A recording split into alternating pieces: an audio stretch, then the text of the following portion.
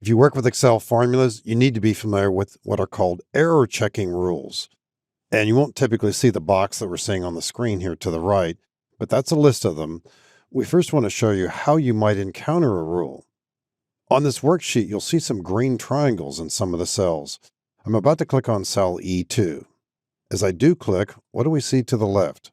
I slide leftward, and there's a drop arrow first of all, but even before that, a pop-up indicator.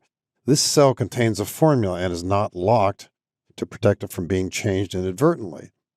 If you're familiar with that feature, I think you know that this isn't exactly an error, but it is a worthwhile bit of information. If others are using this, they can change the formula here. We got the indicator to the left, click the exclamation point. We see other potential errors that could have occurred, but we've got this one here.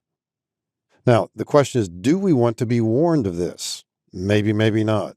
If you frequently are using your worksheets for display purposes, making presentations, you don't want to have to stop all the time and explain what this green triangle means and what the other one means. As we look at some of these error checking rules too, some of them, are they really errors? I've got a formula in this worksheet over in column K in cell K13. I'll double click it. What is it doing? It's averaging up a bunch of cells, but I've got a warning there. Let me press escape.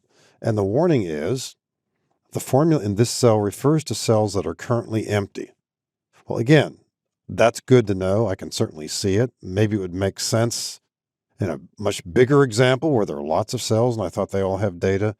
But I think you get the point is you might or might not want to have all these visible. So how do we get to this box and how do we control them?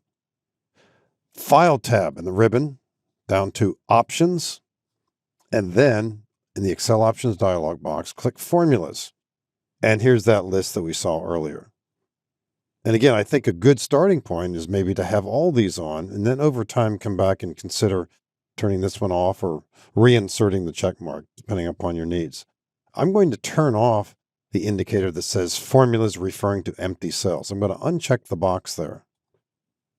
Let me move the dialog box over a bit too. And as I click OK, watch the green triangle in the background here where we see the number 148. That's going to disappear because I'm turning off the indicator formulas referring to empty cells, the so-called error checking option there. Click OK, and that's gone. But it's helpful when you see the green triangle, figure out what the so-called error is. Now, again, don't mean to minimize the feature because sometimes these are not really errors. Here's a date that was entered with a single quote, meaning it's a text entry.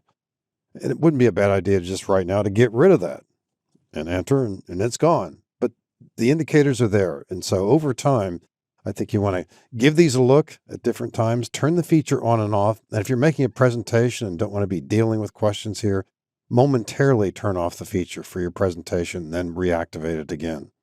So it's a valuable tool, error checking rules. Remember, it's on the File tab, Options, and Formulas. And here are the settings right here, as we saw earlier.